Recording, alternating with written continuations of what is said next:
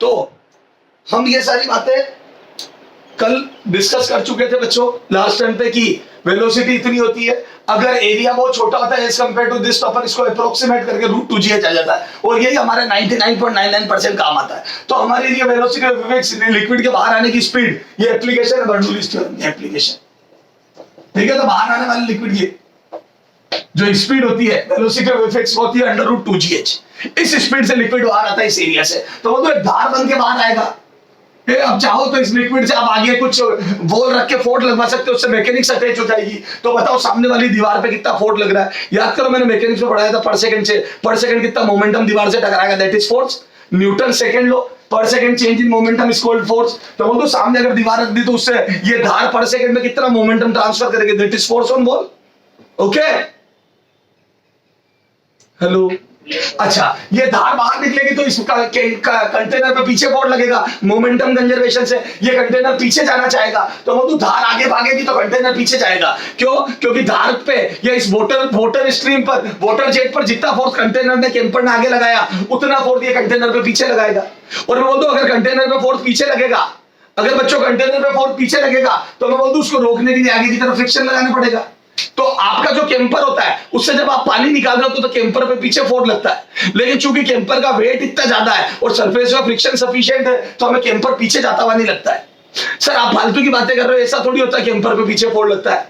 हम तो कई शादी ब्याह में खाना खाने गए, मस्ती से खाना खाया और दमादम गिलासे भरी, हमारे को तो कैंपर कहीं पीछे जाता हुआ नहीं लगा।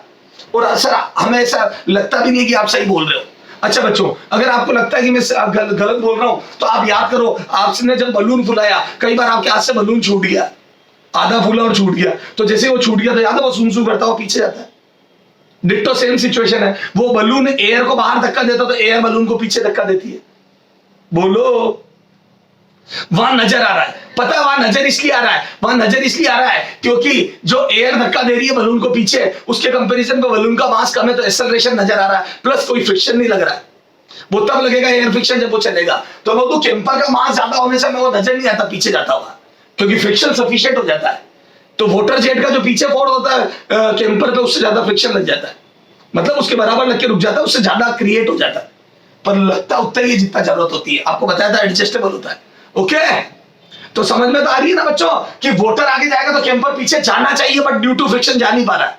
ओके ठीक सर। अच्छा सर अब इसमें एक आधा क्वेश्चन करा दो। तो अच्छा इसमें रेंज भी देखेंगे अपन, लिक्विड कितना दूर जाके गिरता है। अभी तो चूंकि सरफेस पे ही होल कर दिया मैंने बॉटम पे तो रेंज का कोई मतलब नहीं रह जाता, थोड़ा भी ऊपर करूंगा मैं। चलो उससे पहले एक दो क्वेश्चन करते हैं बच्चों। पहले एक आसान क्वेश्चन दे रहा हूं, फिर थोड़ा सा बेसिक मिला के क्वेश्चन दे रहा हूं तो थोड़ा लेवल बढ़ा रहे, फिर अपन ये भी देखेंगे कैंपर कितने टाइम में खाली होगा। चलो आ जाओ। हाँ बच्चों, एक स्टूल पे कैंपर रखा, ठीक सा है ना, ताकि दिखे इधर को लिक्विड गिरता होगा, इसलिए मैंने स्टूल पर रख दिया। इसकी हाइट 5 मीटर है, 5 मीटर हाइट तक लिक्विड भरा हुआ है। ओके, और ये वाटर है, ठीक सा पानी भरा हुआ 5 मीटर हाइट तक। तो बताओ पानी की स्पीड कितनी होगी, what will be the speed of water. ठीक है, एक क्वेश्चन नंबर 1।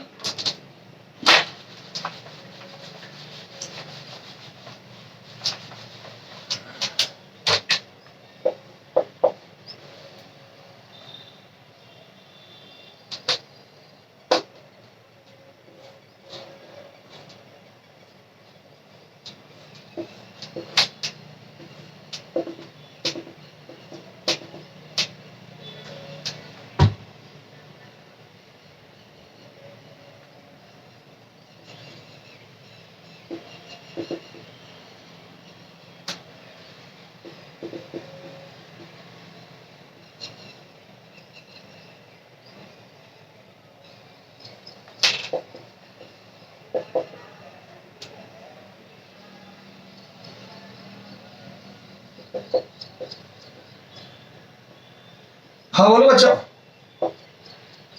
कर लिए क्या? बोलो पहले वाले का आंसर बोलो। वेलोसिटी कितनी होगी, वेलोसिटी ऑफ इफेक्ट्स है। तो मैं बोलता हूं बच्चों सीधा फॉर्मूला ए, अब अपने को इफेक्ट मत नहीं करना है तो बोल दो v बराबर √2gh करो। हाइट सीधी थाली का पड़ोसी भी है, इससे आसान क्वेश्चन तो बन ही नहीं सकता। इसमें हाइट 5 मीटर और हाइट भी ऐसी दी है कि रूट हो गया 100 का रूट 10 मीटर पर सेकंड, तो बोल दो लिक्विड 10 मीटर पर सेकंड से आएगा बच्चों। हेलो ये तो है फ्लूइड का कमाल कि हमने चेम्बर से निकलने वाले लिक्विड की स्पीड बता दी, तो मैं बोलूं लिक्विड 10 मीटर पर सेकंड से आगे की तरफ आ रहा है।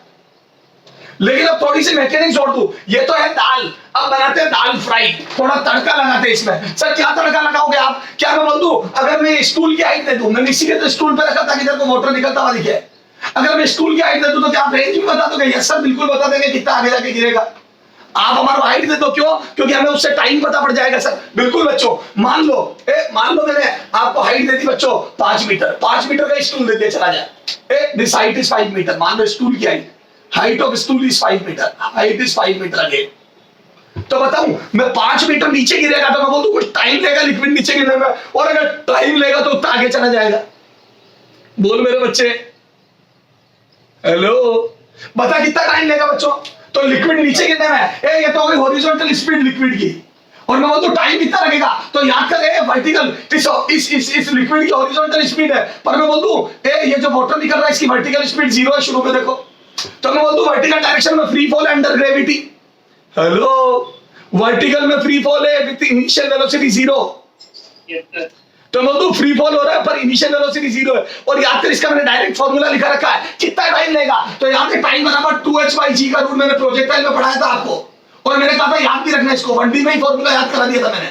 ये फॉर्मूला बहुत इंपॉर्टेंट है, नीचे गिरने में लगा टाइम। तो किसी भी चीज को अगर आप रेस से छोड़ते हो तो नीचे गिरने में 2h/g का रूट अंडर टाइम लेती है। और याद है टकराते वक्त स्पीड अंडर रूट 2gh हो जाती। बोलो, दो चीजें रटवाई थी, तो बताओ कितना टाइम लगेगा? तो बहुत आसान हो गया सर, ये तो 2 × 5/10। जी की वैल्यू 10 ले लेना बच्चों, 9.8 लूंगा सर, बढ़िया ले ले। ओके, तो चीजों को आसान करो, टफ मत करो, है ना, कंसेप्ट सीखो। तो मैं तो 1 सेकंड में नीचे टकराएगा लिक्विड, तो मैं तो 1 second would be the time to strike on ground. Hello, 1 second में पृथ्वी पर सतह पर टकरा जाएगा। अच्छा, तो मैं बोलूं अब एक तरीके से प्रोजेक्टाइल जुड़ गया, तो मैं बोलूं क्वेश्चन तो फ्लूइड, वेलोसिटी फ्लूइड ने दे दी, बाकी सारे कंसेप्ट मैकेनिक्स के। तो बच्चों आप कोई भी चैप्टर पढ़ो, 1D से लेके एनएलएम वर्क पावर एनर्जी और फ्रिक्शन तक का बेसिक लगेगी, इवन कोलिजन भी। तो मैं बोलूं वो सब टेंस है, इंग्लिश के टेंस आते हैं तो स्टोरी और ऐसे राइट कर पाओगे। आप चैप्टर कोई भी पढ़ो, आपकी 11th की first book is very important, हर जगह वो एप्लीकेबल हो, हर जगह उसका एप्लीकेशन होगा। अब देखो ना कहां से प्रोजेक्टाइल में चले गए अपन, ठीक सर। तो इतने टाइम पे ग्राउंड पे गिरेगा, आप रेंज बताओ, तो बोलो रेंज कितनी हो जाएगी? तो बोल दो यार हॉरिजॉन्टल स्पीड कभी भी चेंज नहीं होती, तो बोल दो जो जेट्स की स्पीड है वाटर जेट की रूट 2gh वही स्पीड रहेगी, तो बोल दो horizontal speed will remain root 2gh। तो आर बराबर कितना आ जाएगा? बोलो आर बराबर कितना आ जाएगा? बोल मेरे बच्चे, तो आर बराबर आ जाएगा बच्चों हॉरिजॉन्टल स्पीड लिक्विड की into horizontal speed of liquid जो कि velocity of fixed into time. तो बोल दो हॉरिजॉन्टल स्पीड 10 मीटर पर सेकंड आई बच्चों, और टाइम आया 1 सेकंड, तो बोल दो टोटल 10 मीटर की रेंज आ गई। बोलो यस सर। अच्छा, और देखो, और मेरी इच्छा हुई तो मैं टकराते वक्त एंगल पूछ लूंगा। ये देखो, ये इधर बना रहा हूं, ये वाटर जेट ऐसे जाके टकराई ग्राउंड पे, देख ये कैंपर से वाटर जेट ऐसे टकराई। हो सकता है आपसे ये पूछ ले, बताओ कितने एंगल पे टकराएगी? कोई दिक्कत नहीं है, निकाल लोगे एंगल ऑफ स्ट्राइक, बिल्कुल निकाल लेंगे सर। ये यूं टकराई, देखो यूं टकराई, यूं।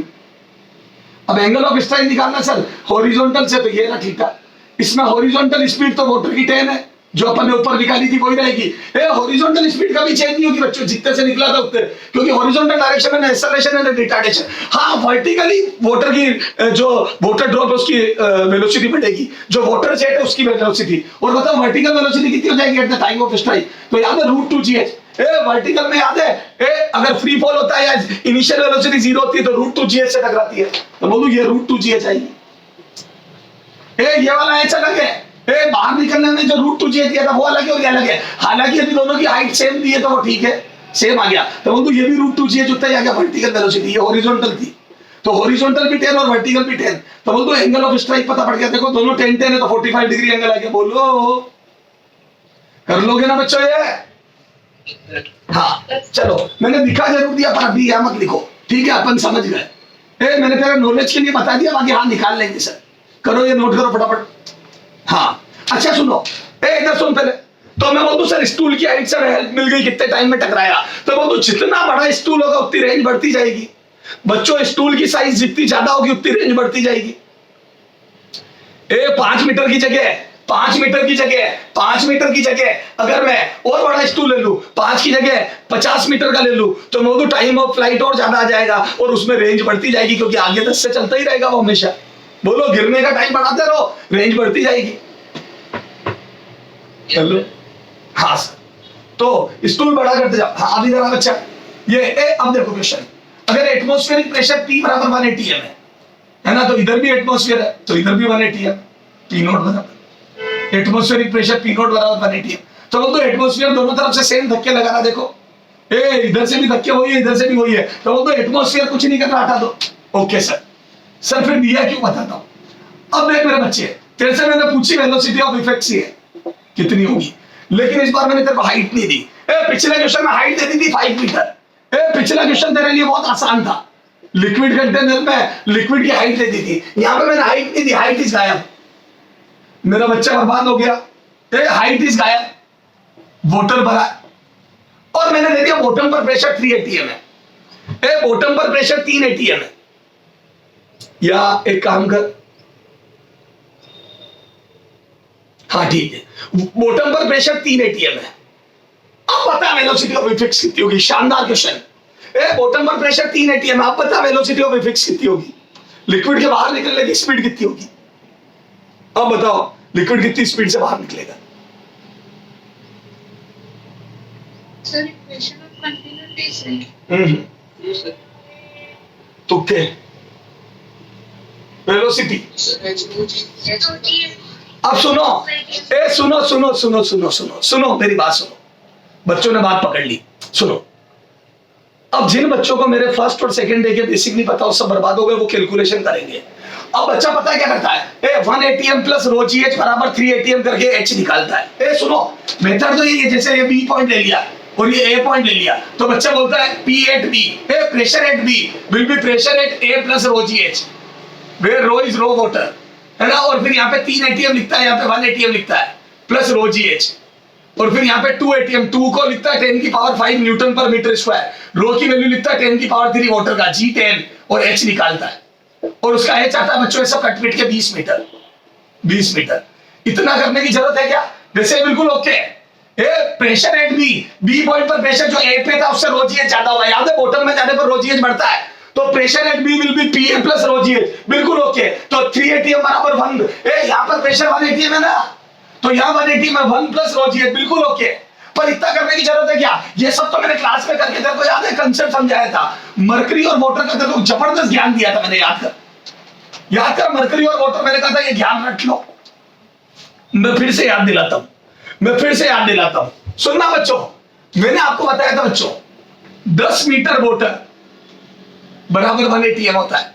आया कुछ याद आया, पुरानी बातें याद कर। मैंने पहले दिन जब रोजियस सिखा रहा था तब मैंने बताया था 10 metre water is equivalent to 1 atm। 10 metre height का वाटर 1 atm क्रिएट करता है। 10 मीटर हाइट का water column 1 atm pressure create करता है, याद आ गया क्या। Yes, sir. तो मैं बोल दूं अब देख डायरेक्ट हो जाएगा। तो मैं बोल दूं यहाँ पे 1 atm प्रेशर लग रहा है और तेरे को बॉटम पर जाते जाते 3 करना है, तो मैं बोल दूं 2 atm इस वाटर लेवल ने क्रिएट किया, तो मैं बोल दूं 1 atm बराबर 10 मीटर, उल्टा लिख ले, 1 atm बराबर 10 मीटर, 1 atm बराबर 10 मीटर, तो मैं बोल दूं 2 atm बराबर 20 मीटर वाटर हो गया, 20 मीटर वाटर। अरे वाटर, हेलो, Yes, sir. तो क्या मैं बोल दूं बच्चों 20 मीटर पानी भरा हुआ है। Yes sir. तो मैं बोल दूं 20 मीटर हाइट पता पड़ गई, तो बोल दूं वाटर की हाइट 20 मीटर पता पड़ गई। शानदार क्वेश्चन है या नहीं, ये बता दो। तो बोल दूं यहाँ पे वेलोसिटी आ जाएगी √2g। मैं बोल दूं सारे कंसेप्ट लग गए। हेलो, तो बोल दूं आगे बच्चों कितना 20 मीटर पर सेकेंड। अरे मेरे बच्चों कुछ समझ आ रहा है क्या। Yes, sir. कितने लोगों को समझ में आ गया, हाँ यार ये तो शानदार चीज बन गई। तो मैंने जो पहले दिन बेसिक बताया था वो ऐसे काम आएगा, मुझे पता था ऐसे काम आने वाला है, इसीलिए मैंने उसी तरीके से पढ़ाया जिस तरीके से आप इसको यूज कर पाओगे। सर बिल्कुल समझ में आ गया। तो जो बच्चे थोड़े से भी समझदार हैं उनके मेरे हिसाब से समझ में आ गया होगा। चलो सर ठीक है, तो ये तो बात हो गई। अब सुनना मेरे बच्चों, इधर देखो, अब अपन आगे बढ़ते हैं। इधर देख, इधर सुनना, चुपचाप सुनते जाओ, बस आप सुनते रहो। अब देख बच्चों, कई बार यहां से क्या थोड़े थोड़े फेरबदल किए जाते हैं एग्जाम में। वो पूछ रहे हैं बताओ पर सेकंड कितना वॉल्यूम लिक्विड का फ्लो हो रहा है। अब वो वेलोसिटी लिक्विड की नहीं पूछ के वॉल्यूम रेट पूछ लेंगे, वॉल्यूम फ्लो रेट। कैंपर से पर सेकंड कितना वॉल्यूम निकल रहा है, तो क्या वॉल्यूम निकाल पाओगे आप कैंपर से कितना निकल रहा है? बोलो बच्चों, क्या वॉल्यूम क्या बिल्कुल कर लेंगे सर बताओ कैसे करोगे? तो 1 सेकंड में वॉल्यूम याद है, सिलेंडर की तरह से बाहर निकलेगा। याद कर, मैंने मोटर जेट बनाई थी। इधर देख बताता हूं, इधर देख, अगर मैं कैंपर से निकलने वाले लिक्विड की स्पीड बताऊं मुझे, इधर देख, तो वो तो वेलोसिटी पता होगी, एरिया पता है, तो वो तो वाटर इस जेट में निकलेगा। देखो ये देखो, इस टाइप से वाटर निकल रहा, देखो वाटर की ऐसी जेट बन जाएगी।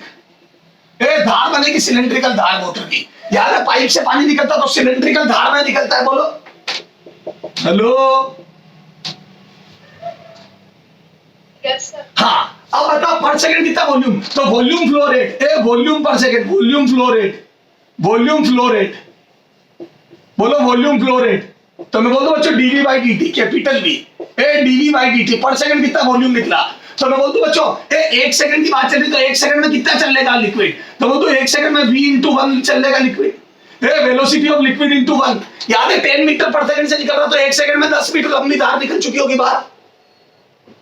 1 सेकंड में 10 मीटर लंबी धार, 20 मीटर लंबी धार निकल चुकी होगी, और एरिया एक ही धार है। तो बोल दूं ये वॉल्यूम कितना जाएगा, बोलो 1 सेकंड में वॉल्यूम। तो बोल दूं या चलो टी टाइम में कितना वॉल्यूम, तो बोल दूं टी टाइम में इतना डिस्टेंस में चला जाएगा लिक्विड।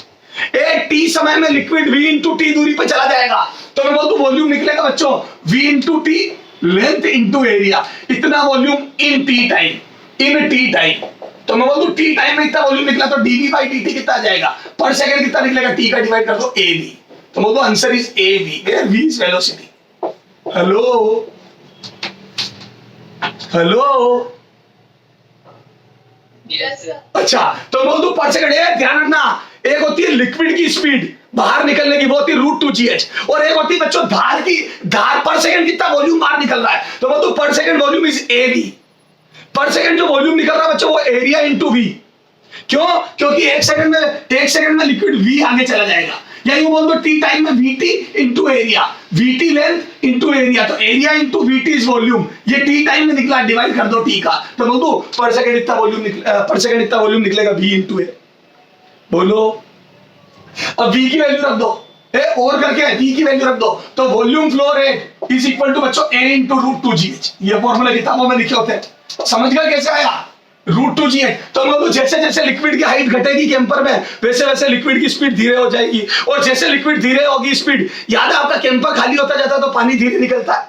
याद है कई बार अपन शादी ब्याह में खाना खा के मिर्ची लग रही होती है, फटाफट कैंपर से पानी भरने जाते हैं, पता पड़ता पानी नहीं आ रहा है, फिर कैंपर को तिरछा करते हैं, बार बार तिरछा करते हैं, फिर ऊपर से खोल के देखते हैं। याद आ गया? हेलो, तो मैं बोल दूं वो कैंपर से पानी तब नहीं निकलता है, तो जैसे ही कैंपर से पानी की स्पीड कम होती है हम समझ जाते हैं कैंपर खाली हो गया।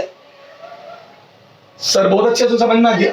अच्छा सुनो, पर सेकंड इतना लिक्विड बाहर निकल रहा है, बताओ पर सेकंड मास कितना निकल रहा है, मास पर सेकंड। हेलो, तो मैं तो रो का मल्टीप्लाई कर दो इसमें, पर सेकंड जितना वॉल्यूम निकल रहा है उसको rho into dv by dt, पर सेकंड जितना डेंसिटी इंटू पर सेकंड जो वॉल्यूम निकल रहा है, तो बोल दो ये आ जाएगा a रो v। इसको v रखा भी, v रख रहा हूं मैं, अरे यहां से चला मैं, a रो v, अरे वो v की टर्म्स में लिख रहा हूं वेलोसिटी, तो बोल दो रो a v, तो किताबों में लिखा होता rho a v, where v is liquid की स्पीड। तो पर सेकंड इतना मास निकल रहा है। अच्छा पर सेकंड इतना मास निकल रहा है, तो पर सेकंड कितना मोमेंटम निकल रहा है, मोमेंटम पर सेकंड, लिक्विड कितना मोमेंटम ले जा रहा है, मोमेंटम पर सेकंड, मोमेंटम पर सेकंड, कितना संवेग, संवेग पर सेकंड, संवेग पर सेकंड। तो पर सेकंड कितना संवेग या मोमेंटम, तो मैं बोल दूं dt बाई dt, और मैं बोल दूं वो हो जाएगा v into dm by dt।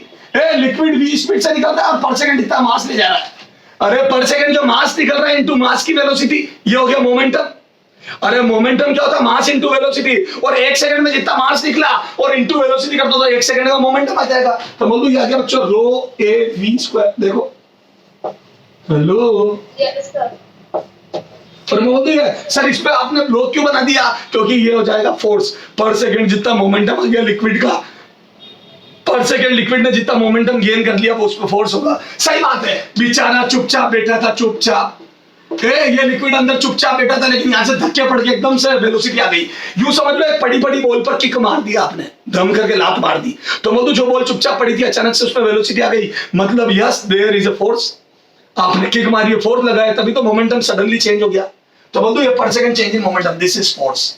Force on liquid, तो बोल दो force on liquid by camper, force on liquid by camper by container, तो मैं बोलूं कंटेनर ने इतना फोर्स लगाया and that is rho A V square, rho small A V square, ये होता है फोर्स। बच्चों very very important, very very important. तो मैं बोलूं जब लिक्विड बाहर निकलता तो यस के container is acting a force on this liquid, hence it is accelerating, kind of acceleration, sudden acceleration, या मैं बोलूं सडन मोमेंटम चेंज आ गया उस फोर्स से। ये ठीक उसी प्रकार की बात है जैसे बंदूक से गोली चली, तोप से गोला दागा, फुटबॉल पे किक मारी, सडन मोमेंटम चेंज हुआ। Hello Yes, sir. मेरे बच्चों पर सेकंड इतना मोमेंटम, ये सब अपन ने न्यूटन सेकंड लॉ में किया हुआ है कि 1 सेकंड में जो मोमेंटम चेंज होता है वो फोर्स होता है। ठीक है, चलो आ जाओ।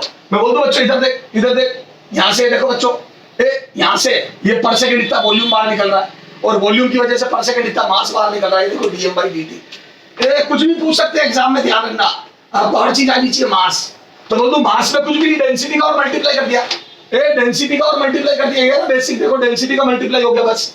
तो पर सेकंड मास कितना निकला, अगर वॉल्यूम पता है तो मास में डेंसिटी का मल्टीप्लाई कर दो, मास आ जाएगा।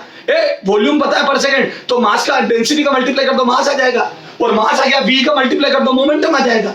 तो सारा गेम है वॉल्यूम निकालने का, वॉल्यूम के बाद डेंसिटी का मल्टीप्लाई करोगे पर सेकंड मास आ जाएगा, और मास में v का मल्टीप्लाई करोगे तो पर सेकंड मोमेंटम आ जाएगा, और मोमेंटम ही फोर्स होता है। तो कैंपर इतना फोर्स लगा रहा है, तो बोल दो इतना ही फोर्स कैंपर पे पीछे लग रहा है। अगर लिक्विड को कैंपर आगे धक्का देगा तो मैं बोल दूं ये force on container, by the container on container. बोलो कंटेनर में फोर्स कितना जाएगा, तो बोल दो it will be equal to force on container is equal to, मैं बोल दूं लिक्विड जो पीछे लगा रहा है इसमें एक रिपल से पीछे की तरफ एक रिकॉइल फोर्स लगेगा, and that is rho A V square. जितना लिक्विड पे लगा उसका रिएक्शन, रिएक्शन, एक्शन, रिएक्शन। तो बोल दो लिक्विड आगे, और याद है बलून में ये फोर्स नजर आता है, जब बलून हाथ से छूट जाता है तो ये फोर्स बहुत नजर आता है, और बहुत अच्छा मोशन होता है बलून का, इसीलिए हम बार बार छोड़ने लग जाते हैं फिर बाद में। याद है फुला फुला के छोड़ते हो? यस सर, बहुत मजा आया था, बहुत मजा आया था सर, मम्मी ने माफ भी था सर, खूब बलून छोड़े हमने, दूध में गिर गया सर, वो हमारा आखिरी बलून था सर।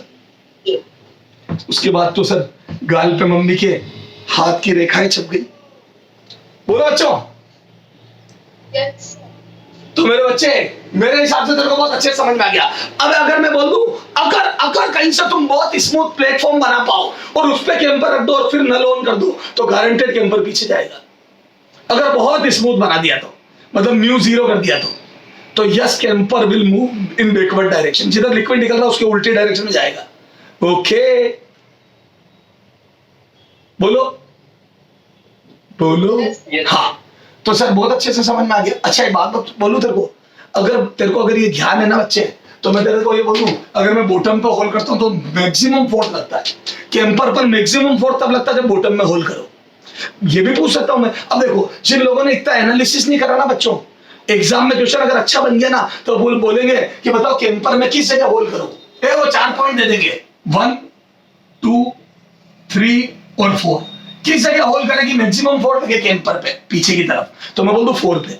क्यों? क्योंकि जितना नीचे होल करोगे उतनी लिक्विड की हाइट ज्यादा होगी, और जितनी ऊपर लिक्विड की हाइट होगी उतना √2gh से स्पीड ज्यादा आएगी, और जितनी स्पीड ज्यादा आएगी उतना फोर्स बैकवर्ड में ज्यादा लगेगा। क्यों? क्योंकि force depend upon speed only, बाकी सब तो कांस्टेंट है। डेंसिटी ऑफ ऑब्जेक्ट और एरिया तो कांस्टेंट है होल का। मैं बोल दूं जितना ज्यादा नीचे बॉटम पर होल होगा उतनी लिक्विड की स्पीड ज्यादा होगी और उतना ही ज्यादा फोर्स लगेगा। बोलो।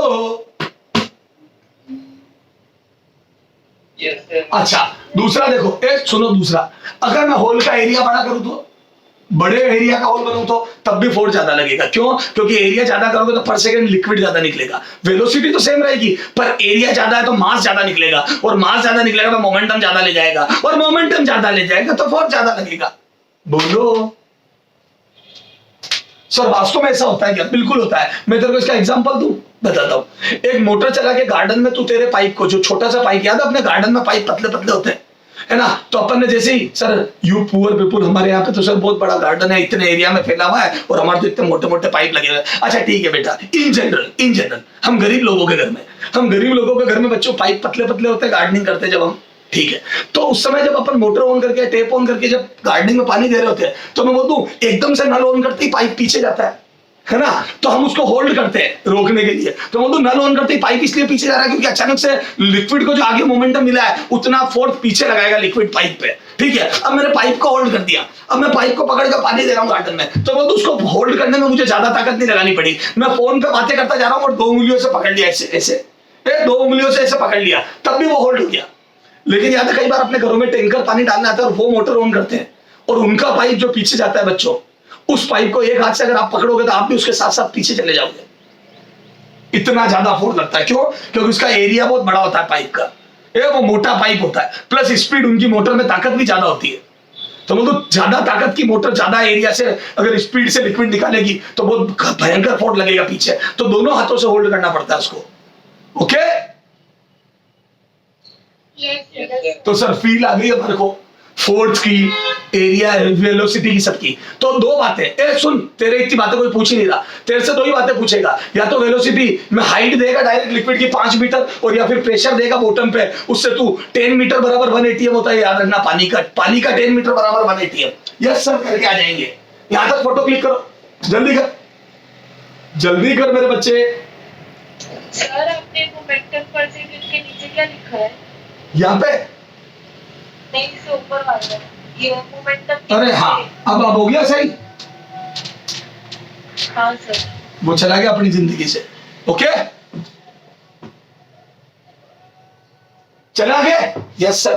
तो सर हाँ, हमारे को सर ये सारी बात समझ में आ गई। अब सुनो, तुम्हारे इतना फोर्स कोई पूछ नहीं रहा, हालांकि ये फोर्स का फॉर्मूला याद रखना, रो ए वी स्क्वायर, ठीक है। तो सर हम अल्टीमेटली फोर्स तक पहुंच गए, और फोर्स इसलिए लगता है क्योंकि मोमेंटम चेंज हो रहा है। ये ठीक उसी प्रकार का है जैसे बंदूक से गोलियां दागना या तोप से गोले का छूटना, ठीक है सर। अच्छा, अब वो यूं पूछेगा तुम्हारे से, इसका एनालिटिकल पोर्शन पूछा जाएगा, कहां होल करूं फोर्स मैक्सिमम है। अब वो तेरे को ये कह ही नहीं रहा तुझे फोर्स आता है नहीं आता है, वो एनालिसिस से भी कर सकते हो कि सर जितना नीचे होल करोगे वेलोसिटी ज्यादा, मोमेंटम ज्यादा, फोर्स ज्यादा। तो ये तो एनालिसिस से कर सकते हो ना बिना कैलकुलेशन के। तो वो एनालिटिकल पोर्शन पूछेंगे आपसे। अब इधर देख, वो ये पूछ लेंगे, बताओ इधर सुनो, ये कैंपर है और ये पैक है ना, इसकी टैप पैक है, अभी खुली भी नहीं है। बताओ अभी इस कैंपर पे फ्रिक्शन फोर्स किधर लग रहा है, डायरेक्शन ऑफ फ्रिक्शन फोर्स, जल्दी बोलो। नहीं लग रहा है, जरूरत ही नहीं है बेटा, बहुत डिटेल में फ्रिक्शन पढ़ाया तेरे को 2-3 दिन तक, तो मैं बोल दूं फ्रिक्शन 0। क्यों? क्योंकि जरूरत नहीं है। लग सकता है ग्राउंड रफ है, बहुत अच्छी बात है, ग्राउंड का म्यू दे देगा, पागल बनाएंगे तुम्हारे को, मास दे देंगे पानी का, ग्राउंड का म्यू दे देंगे और बोलेंगे फ्रिक्शन फोर्स की वैल्यू बताओ। अरे 0, वो तो मैक्सिमम है जो तू निकाल रहा है, म्यू कैपिटल mg, वो तो मैक्सिमम है। लग सकता है पर लगेगा 0, ठीक है। अब वो बोलेंगे होल कर दिया यार, ये होल कर दिया। अब वो पूछेंगे बताओ डायरेक्शन ऑफ फ्रिक्शन, ये रफ सरफेस है, डायरेक्शन ऑफ फ्रिक्शन, तेरे से वैल्यू नहीं पूछेंगे, direction of friction, direction of friction पूछेंगे, बता डायरेक्शन ऑफ फ्रिक्शन किधर होगी। तो वो ये कैंपर पीछे जाना चाहता है, तो वो direction of friction will be forward. Hello, क्योंकि पानी आगे निकलेगा, कैंपर पीछे जाना चाहता है ड्यू टू रिएक्शन, और पीछे जाने को रोकने के लिए आगे फ्रिक्शन लगेगा। खत्म? Yes sir. हाँ, अरे बोलो ना बच्चों। Yes sir. हाँ, अच्छा बच्चों, इसको पैक कर दिया और यहां होल कर दिया। अब बोलो, इसको पैक करके यहां होल कर दिया, बोलो अब बता, यहां होल कर दिया, डायरेक्शन ऑफ फ्रिक्शन, हाँ बैकवर्ड। क्यों? क्योंकि ये लिक्विड इधर निकलेगा, ये पीछे जाना चाहेगा तो फ्रिक्शन आगे लग के रोकेगा। ओके, दोनों जगह होल कर दिए, सोच समझ के बोलना, सेम साइज के होल दोनों जगह कर दिए, दोनों जगह कर दिए, सोच समझ के जवाब देना। सब एनालिटिकल पढ़ा रहा हूं, सब सोचना सिखा रहा हूं तेरे को। दोनों जगह होल कर दिया, बता सेम साइज के। तो मैं बोल दूं डोमिनेट कौन सा फोर्स करेगा, मैं बोल दूं यहां से लिक्विड ज्यादा, यहां पे लिक्विड पे फोर्स ज्यादा लगेगा, तो बोल दूं दिस F1 और F2 में से मैं बोल दूं F1 ज्यादा होगा। देखो मैंने एरो भी बड़ा बनाया है F1 का, मैं बोलूं यहाँ पे लिक्विड पे ज्यादा फोर्स लगेगा, तो केम्पर पे पीछे फोर्स जो F1 लगाएगा रिएक्शन, और इसका रिएक्शन F2 लगेगा, उसमें से F1 जीतेगा। बोलो हेलो, इसका रिएक्शन तगड़ा होगा, नीचे वाला लिक्विड का रिएक्शन तगड़ा होगा, क्योंकि रो ए वी स्क्वायर फोर्स होता है। अब मेरे को ये फॉर्मूला पता है, रो ए वी स्क्वायर। अगर नहीं फॉर्मूला पता है तो भी एनालिसिस से मैं बोल सकता हूं कि नीचे वाला लिक्विड ज्यादा मोमेंटम लेके बाहर निकलेगा। क्यों? क्योंकि नीचे लिक्विड की स्पीड ज्यादा होगी, तो एक तो वेलोसिटी भी ज्यादा और एक मास भी ज्यादा निकल जाएगा 1 सेकंड में। तो एनालिसिस से भी बोल सकता हूं कि नीचे वाला मोमेंटम ज्यादा लेके जाएगा, तो फोर्स ज्यादा लगाएगा। तो मैं बोलूं नेट फोर्स पीछे लगा तो फ्रिक्शन आगे आएगा। बोलो Yes, sir. मेरे बच्चों, ये सब क्लासिक बातें। बोलो Yes, sir. अच्छा अब सुन, अरे सुनता जा, चुपचाप सुनता जा। अगर मैं बोल दूं बच्चों, इधर सुनो, इधर देख, 2 क्वेश्चन दे रहा हूं, ये नोट करोगे आप। इधर देखो, मैं आपको ये बोल दूं बच्चों,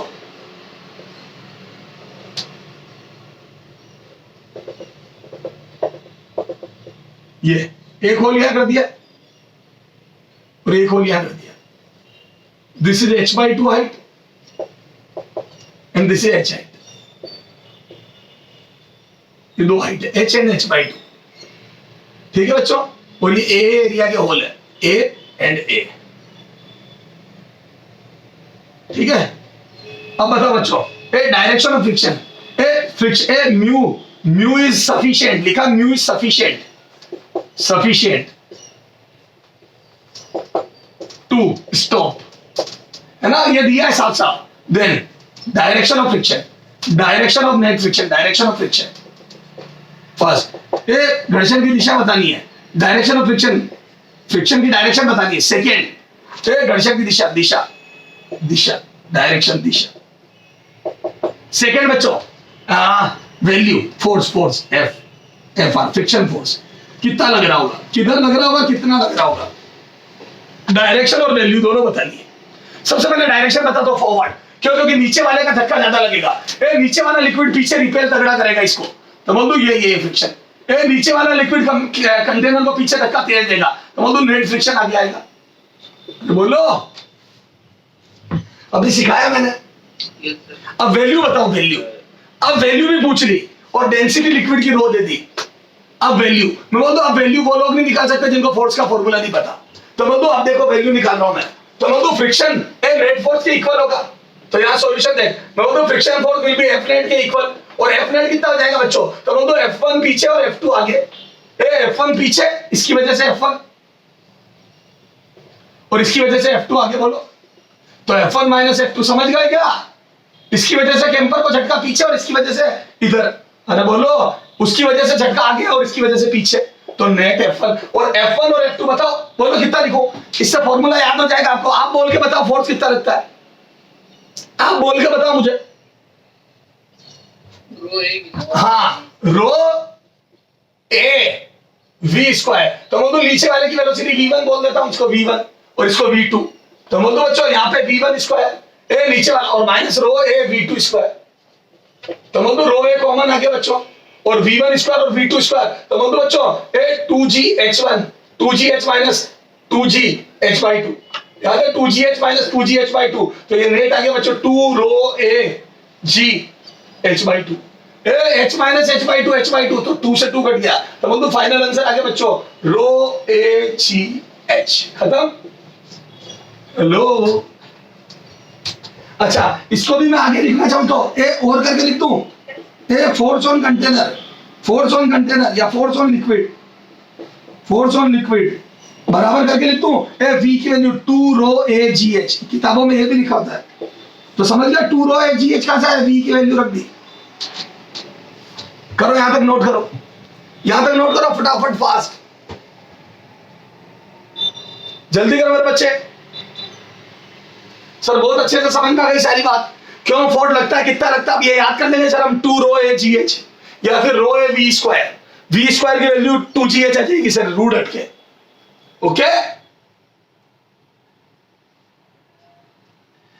अरे ये याद करने के लिए इसलिए बोल रहा हूं मैं, इस पे स्टार इसलिए लगा है क्योंकि फिर पाइप में से पानी निकलेगा ना कभी, पाइप में से पानी निकलेगा, उसमें भी force rho A V square हो जाएगा, वहां वी डायरेक्ट दे देगा कि एक पाइप है उसका एरिया ऑफ क्रॉस सेक्शन ये है और लिक्विड की स्पीड इतनी है, तो बताओ फोर्स कितना लगेगा। कर लोगे? तो हर जगह काम आ जाएगा, मैकेनिक्स में भी। Okay, yes sir. Yes, sir. हटा दो मेरे बच्चे, चलो सर हटा दो। अब आ जाए बच्चे, अब थोड़ा रेंज की बातें कर लेते हैं, लिक्विड के, लिक्विड के रेंज की बातें कर लेते हैं। लिक्विड के रेंज की बात करते हैं कि लिक्विड कितना दूर जाके गिरेगा। तो अभी अपन स्टूल की हाइट थी तब तो देख लिया, क्योंकि वहां पे तो न्यूमेरिकल वैल्यू थी, टाइम ऑफ फ्लाइट अवेलेबल था। पर अभी मैं वो बातें नहीं कर रहा। तो सर फिर क्या बातें कर रहे हो, इधर देखो। तो बोल दो range, range of liquid, range of liquid. इधर देखो, मैं कैंपर को ग्राउंड पे ही रख रहा। सर उससे क्या फर्क पड़ जाएगा स्टूल और ग्राउंड में? फर्क बहुत जबरदस्त पड़ेगा। सर क्या पड़ेगा? इसमें क्या होगा बच्चों, जब आप ग्राउंड पे ही रखोगे ना, तो रेंज के लिए टाइम जो चाहिएगा वो भी अपने को इसी कैंपर की हाइट से लेना पड़ेगा। अब सुनो सुनो, समझाता हूं। जैसे रेट, मान लो कैंपर फुल भरा हुआ है, कंटेनर फुल भरा हुआ है, ये लिक्विड कंटेनर ये रहा, मान लो एक साइड तक भरा हुआ है, ठीक है। अब सुनना, एक साइड तक धमाधम लिक्विड भरा हुआ है बच्चे। अब सुनो, अब मैं होलियां करूं, तुम्हारी चाहे ये होलियां करो सब, रेंज तक नहीं आएगी, पहले भी आई थी, पर अब फेल हो गए आप। क्यों? क्योंकि अगर आपने यह होल कर दिया तो स्पीड तो बहुत जबरदस्त आ गई लिक्विड की, स्पीड तो आपने बहुत तेज दे दी, लेकिन मैं बोल दूं हाइट कम होने की वजह से टाइम ऑफ फ्लाइट 0 मिल पाया। उसको बेचारी को पानी को हवा में रहने का टाइम ही नहीं मिला, तो बोल दो वो तो यही गिर जाएगा।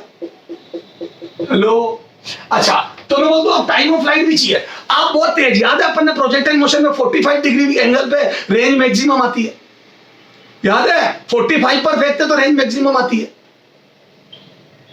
पता है ऐसा क्यों होता है? ऐसा इसलिए होता है क्योंकि हमारे को हवा में भी तो टाइम चाहिए। नहीं तो यूं देखा जाए तो मैं तो सीधी फेंकूं तो बहुत तेज आगे जानी चाहिए, अरे फिर तो मेरे दिमाग में आनी चाहिए, मैं क्यों फेंकूं? क्योंकि मेरा पूरा दम हॉरिजॉन्टल डायरेक्शन में लगाऊं तो रेंज ज्यादा आनी चाहिए। नहीं, आप टाइम भी तो चाहिए हवा में, हवा में बॉल को रहने का टाइम भी तो चाहिए। इस चक्कर में हम थोड़ी तिरछी फेंकते हैं ताकि मेरी वेलोसिटी का एक कंपोनेंट हवा में रखे और दूसरा कंपोनेंट आगे ले जाए, तो दोनों का एडजस्टमेंट चाहिए होता है। तो रेंज में वर्टिकल और हॉरिजॉन्टल दोनों वेलोसिटी इंपॉर्टेंट होती है। यस सर, मैं बोल दूं यहाँ पर हॉरिजॉन्टल स्पीड तो बहुत थी, लेकिन गिरने का टाइम नहीं मिला, इसलिए पहले ही टकरा गया। ऐसा अगर आप ऊपर रोल कर दोगे ये सोच के कि सब बहुत अच्छा टाइम मिलेगा, मजा आ जाएगा, खूब देर तक हवा में रहेगी बॉल, आपकी सोच सही है, खूब देर तक पानी हवा में रहेगा, लेकिन मैं बोल दूं हॉरिजॉन्टल स्पीड 0 होगी। अरे बोलो, क्योंकि ऊपर पानी है ही नहीं। हाइट, ऊपर वाली हाइट चाहिए होती है। कई बच्चे बोलेंगे सर हाइट है तो सही, √2gh में कैपिटल H लिखो ना। अरे नहीं बच्चों, कैंपर से जो लिक्विड निकलता है उसकी जो स्पीड होती है √2gh, उसमें हाइट होल के ऊपर का लिक्विड की हाइट होती है, वही तो mg क्रिएट करेगा, नीचे वाला थोड़ी इस पे mg क्रिएट करेगा। बोलो हेलो। हाँ, तो बोलो यहाँ पे ऊपर 0 लिक्विड, तो मैं बोलूँ ये भी यहीं गिरेगा, ये भी रिस्क यहीं गिरेगा। तो मैं बोलूँ ऊपर होल करने पे भी रेंज 0 आई, नीचे होल करने पे भी रेंज 0 आई। अब मैं बोलूँ जैसे जैसे होल ऊपर करते जाओगे वैसे वैसे रेंज बढ़ती जाएगी, क्योंकि अब टाइम भी मिल रहा है और स्पीड भी आ रही है। मैं बोलूँ नीचे स्पीड ज्यादा, टाइम कम मिल रहा है,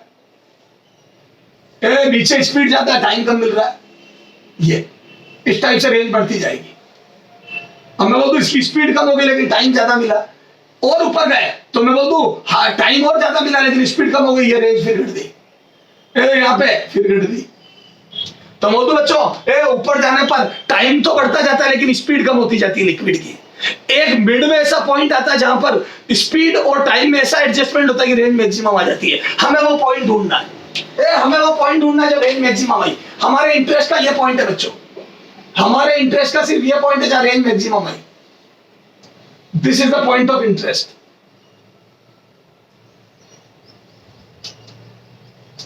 ये जहां पर v और टाइम का एडजस्टमेंट ऐसा हुआ कि रेंज मैक्सिमम आई है। हेलो, ये वाला पॉइंट मुझे ढूंढना है, मैक्सिमम रेंज वाला पॉइंट मुझे ढूंढना है। बोलो मेरे बच्चों। हाँ, अब आ जाओ। सुनो, माना वो h हाइट ऊपर है, कितना हाइट ऊपर है? h। ये h पता करना है मुझे। ओके, तो सुनना बच्चों, मैं बोल दूं रेंज बराबर हो जाएगी बच्चों हॉरिजॉन्टल स्पीड, लिक्विड की horizontal speed into time of flight. अरे रेंज क्या हो जाएगी? Horizontal speed into time of flight. बोलो बच्चों, और हॉरिजॉन्टल स्पीड होती है √2gh, और ये कौन सा h होता है? ऊपर वाला। ऊपर कितना लिक्विड है? तो this is h minus h। ऊपर कितना लिक्विड है? Capital H minus small h। बोलो, दिस इज द हाइट जो अपने √2gh में चाहिए होती है। तो बोलो ऊपर कितना लिक्विड है उस पर डिपेंड करता है कितनी स्पीड होगी। ओके, हाँ into T time of flight, और मैं बोलूं टाइम ऑफ फ्लाइट 2h/g का रूट होगा। बोलो मेरे बच्चों, और इन दोनों को मल्टीप्लाई करा तो ये कट गया, और मैं बोलूं 2 टू भी बाहर आ गया, देखो 2 into 2 भी बाहर आ गया। मैं बोलूं this would be the range. Velocity into time of flight, तो वेलोसिटी में ऊपर वाली हाइट आती है और टाइम ऑफ फ्लाइट में ये हाइट आएगी, तो बोल दो इन दोनों हाइट। अच्छा सुनना, अब देख इसको दुनिया डिफरेंशिएशन से करती है, ये एक्चुअल में रेंज है। रेंज का फॉर्मूला ये है, तो जब भी जो हाइट है उससे रेंज निकाल लेना। जब भी वो बोले कि 10 मीटर तक कैंपर भरा और 2 मीटर नीचे बॉटम से 2 मीटर ऊपर होल किया, तो रेंज बताओ तो निकाल लूंगा। वैसे मैं तो तेरे को यही राय देता हूं बेसिक से करके से √2gh में h की वैल्यू 8 रख के स्पीड निकाल ले, और 2 मीटर से टाइम ऑफ फ्लाइट 2h/g से निकाल ले। मैं तो यही राय दूंगा हमेशा तेरे को। ओके, अरे कराया था ना अभी मैंने, इस फॉर्मूले के बिना रेंज नहीं निकाली थी क्या? स्टूल पे कैंपर रख के टाइम ऑफ फ्लाइट अलग निकाल लो, और कैंपर से निकलने वाले लिक्विड की स्पीड अलग निकाल लो, दोनों तुम्हें आती है। कैंपर से निकलने वाले लिक्विड की स्पीड अभी √2gh से सीख ली, और टाइम ऑफ फ्लाइट 2h/g का रूट अंडर होता है, क्योंकि हमेशा कैंपर से लिक्विड हॉरिजॉन्टल निकलेगा तो वर्टिकल वेलोसिटी 0 होगी। तो मैं बोलूं बेसिक से ही कर लूंगा, ये बेसिक ही तो है, ये टाइम है और ये हॉरिजॉन्टल रेंज वेलोसिटी है। तो मैं बोलता अपन ने बेसिक से भी कर लेंगे और फॉर्मूला भी रट लेंगे। बोलो, तो ये हो गई। अच्छा बता, इधर देखो, ये रेंज मैक्सिमम कब होगी? For range maximum, for R maximum, for R maximum मैं बोल दूं सुनो, मैं डिफरेंशिएशन के बिना ही कर लूंगा। सर आप डिफरेंशिएशन के बिना कैसे कर लोगे? बताता हूं।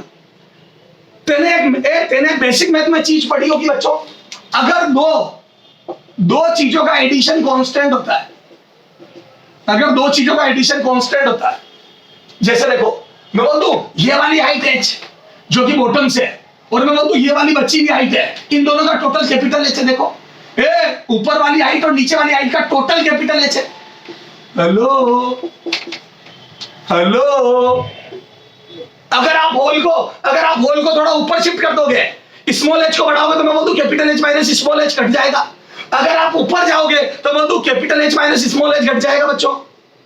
जैसे जैसे आप होल को ऊपर ले जाओगे, मैं बोल दूं capital h minus small h decrease हो जाएगा, तो बोल दूं total will be capital h। तो बोल दूं दो चीजों का कांस्टेंट फिक्स है, मतलब दो चीजों का एडिशन कांस्टेंट है। तो बोल दूं अभी जैसे मेरे यहाँ पे एक कांस्टेंट आ रहा है बच्चों, कितना? Capital h।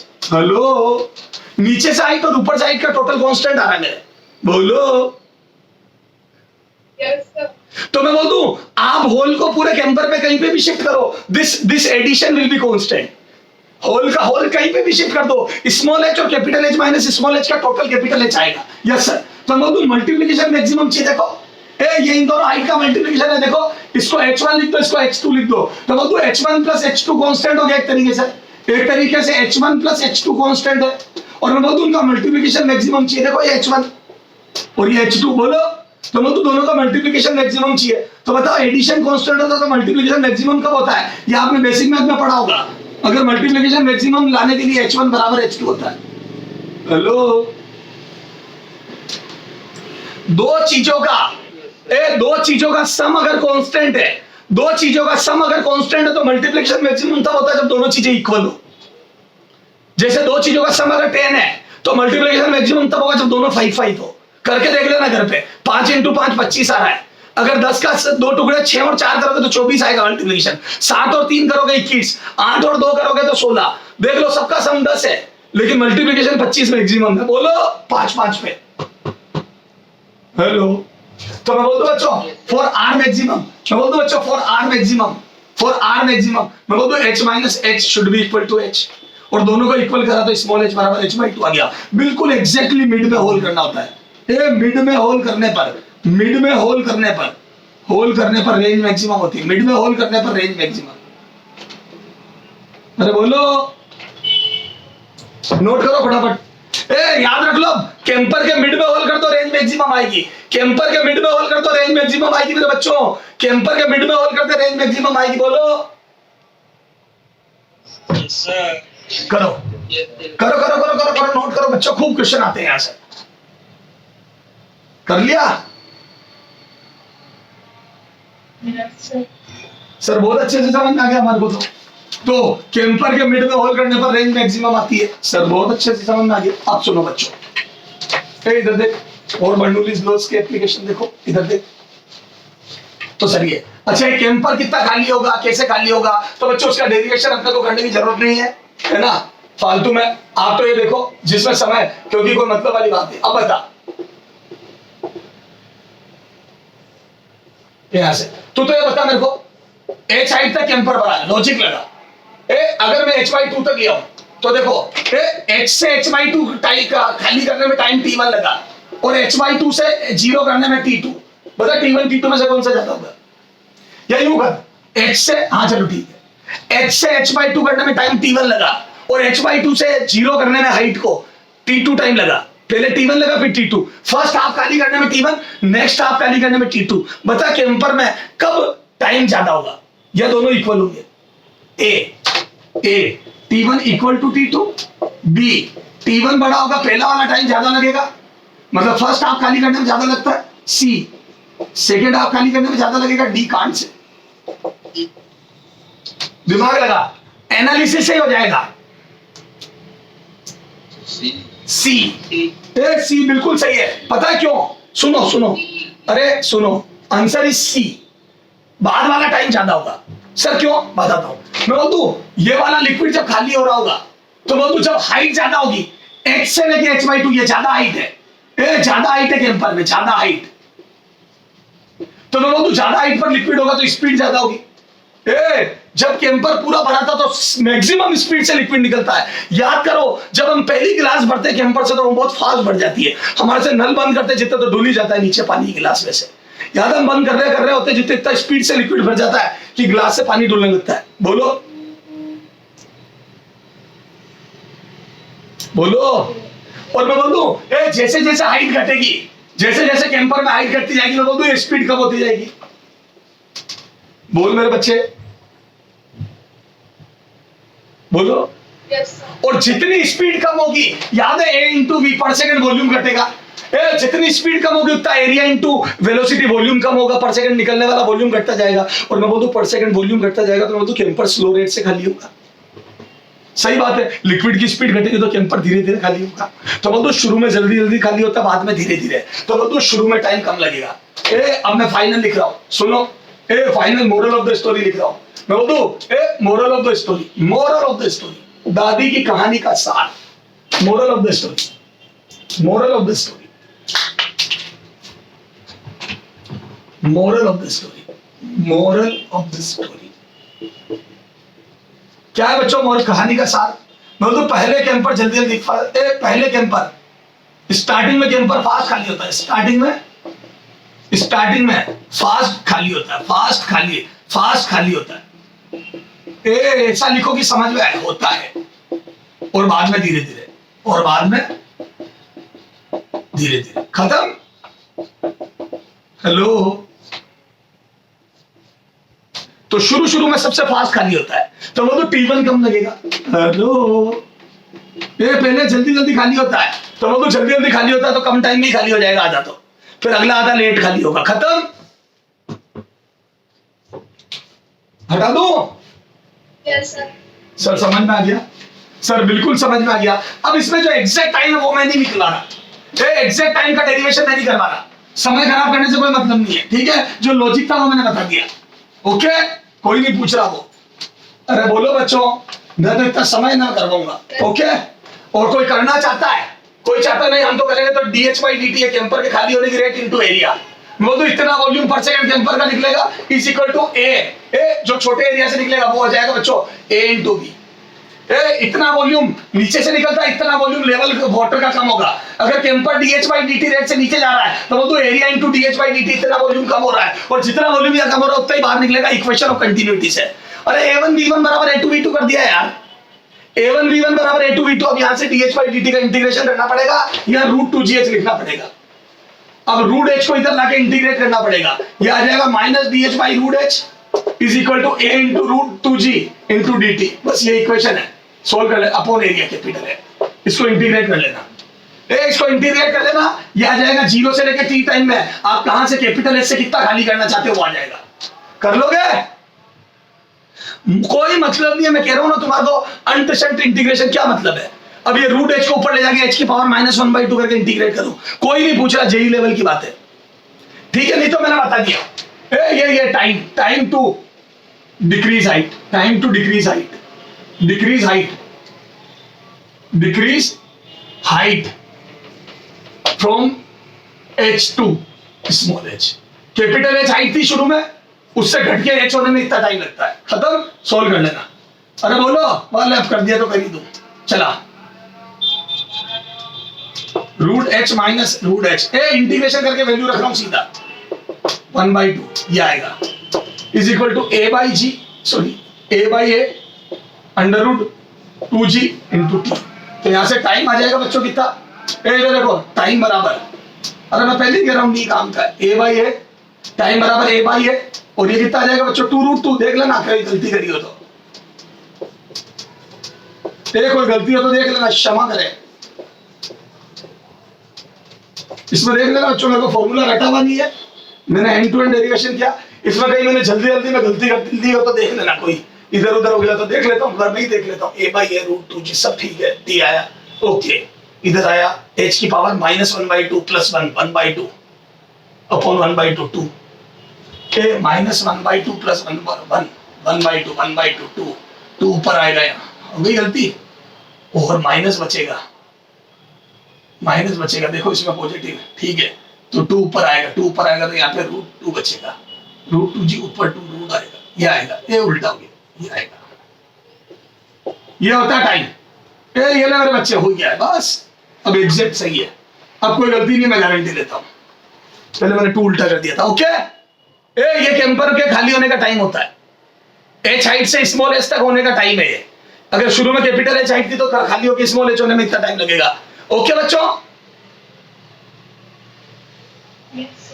अरे बोलो, वो पूछेगा बताओ कितने समय बाद h/4 हाइट हो जाएगी, कर लोगे ना? याद रख देना, h/4 रख दोगे? ठीक है, ये नोट कर लो, ठीक सर। अब सुनो, ये तो गया, अब एक होता है वेंचुरी मीटर। क्या होता है बच्चों? ये तो गया अभी वेलोसिटी ऑफ इफेक्ट्स, दूसरा एप्लीकेशन देख रहा हूं वेंचुरी मीटर। ऐसे टेक्निकल तरीकों से समझ में नहीं आता है। इधर देखो, मच्छर मारने की दवाई का छिड़काव, सर वो हमारे को भी बड़ा आश्चर्य होता था सर, पापा है हमारे ना, जिन्होंने बहुत पुरानी मच्छर मारने की दवाई देखी होगी जो खेतों वगैरह में काम आती है, कीटनाशक, वो तो उसमें नीचे एक बॉक्स ऐसी होती है,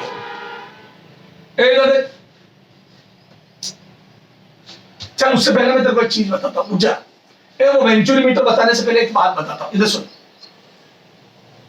बच्चे, मेरे को बता तू, ये ट्यूब है ना, इसको यूं बना देता हूं थोड़ी सी, एकदम शार्प कर दे रहा हूं, एकदम शार्प कर दे दिया मैंने, ओके। ये ट्यूब है, इसमें लिक्विड फ्लो मेंटेन है बच्चे, लिक्विड फ्लो कर रहा है,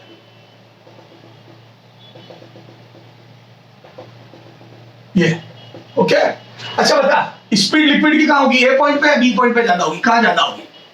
लिक्विड की स्पीड कहां ज्यादा होगी, ए पे या बी पे? है बी पे।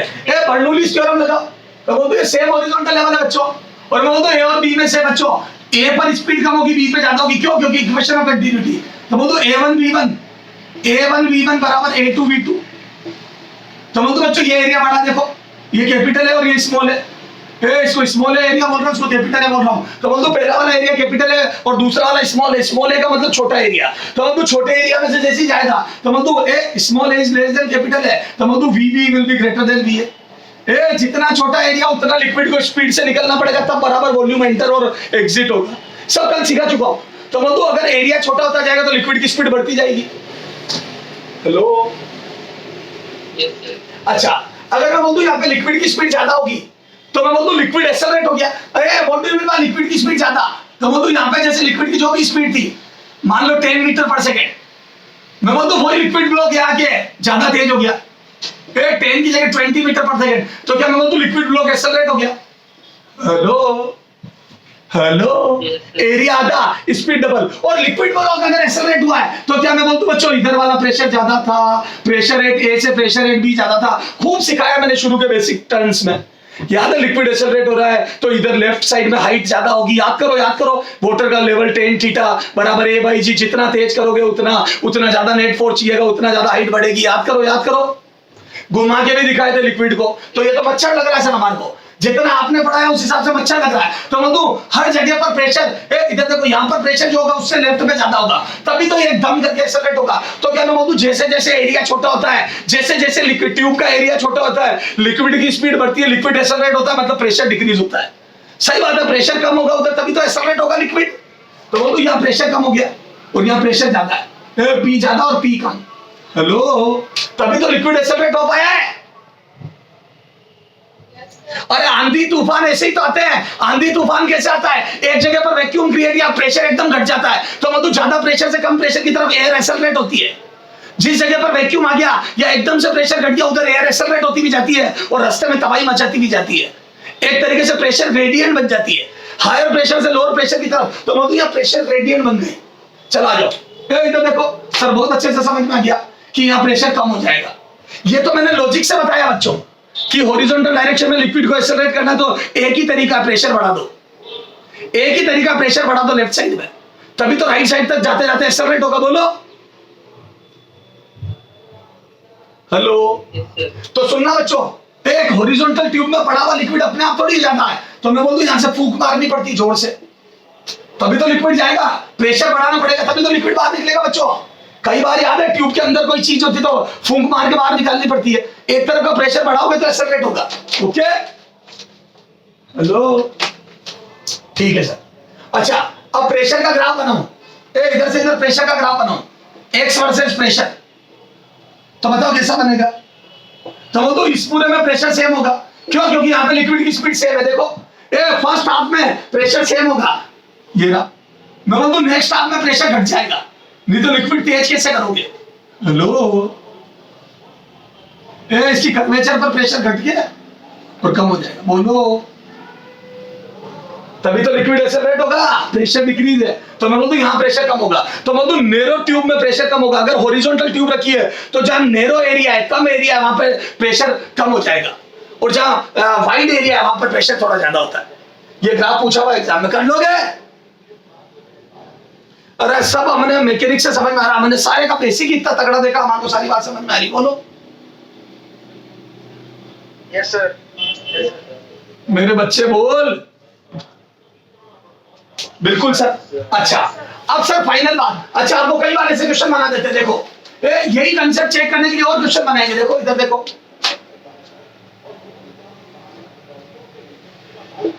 वो दो ट्यूब बना देंगे और पूछ रहे बताओ लिक्विड किसमें ज्यादा हाइट पे होगा? बोलो, तो बताओ लिक्विड का ज्यादा हाइट पे होगा? मैं बोल दूं यार, हेलो, तभी तो प्रेशर ज्यादा को शो करेगा।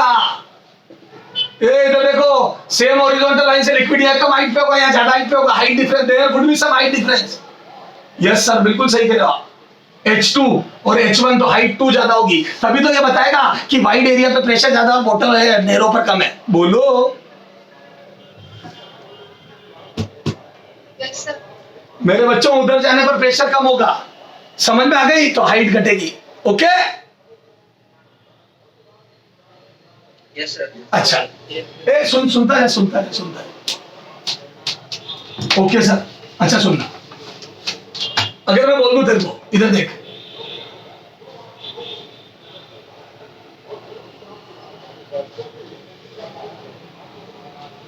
बात चलिए तो पूरी कर लेते ना। इधर देख, अगर ये रो डेंसिटी का लिक्विड है, ये सब दिए हुए देख, ये रो डेंसिटी का लिक्विड है, मान लो है, लिक्विड फ्लो कर रहा है, ये हाइट ज्यादा है कम, ये तो खुद ने ही बोल दिया है ना, मैंने 2 पॉइंट बना दिया सेम हॉरिजॉन्टल पे। थोड़ा लिक्विड नहीं बना रहा हूं, ए पॉइंट बी पॉइंट, ये एरिया है बच्चों ए और ये है 2 है, ये डबल एरिया। मैं थोड़ा न्यूमेरिकल टाइप रिलेशन दे रहा हूं, ये एरिया ए है, ये 2 है, और मैंने बोल दिया बच्चों यहाँ पर स्पीड लिक्विड की v है और लिक्विड की डेंसिटी रो है। ये जो दिए हुए वो सब चीजें ये थी बच्चों, ये लिक्विड की वेलोसिटी v, डेंसिटी रो, और ये 2 है एरिया, ये एरिया है। अब आपको हाइट डिफरेंस बताना है, दिस हाइट डिफरेंस, ये हाइट डिफरेंस बताना है। ये यहां से हाइट h1, ये यहां से हाइट h2, और आई वांट दिस, ये डेल h। समझ गए? मुझे डेल h चाहिए h2 माइनस h1। समझ गए क्या मेरे बच्चों? Yes, sir. Height difference. अब सुनो, मैं कर रहा हूँ ए इधर देख, बर्नौलीज थ्योरम। ए इधर देखो बच्चों, मैं कर रहा हूँ सोल्व। क्या मैं बोल दूं बच्चों राइट वाले लिक्विड की स्पीड ज्यादा होगी?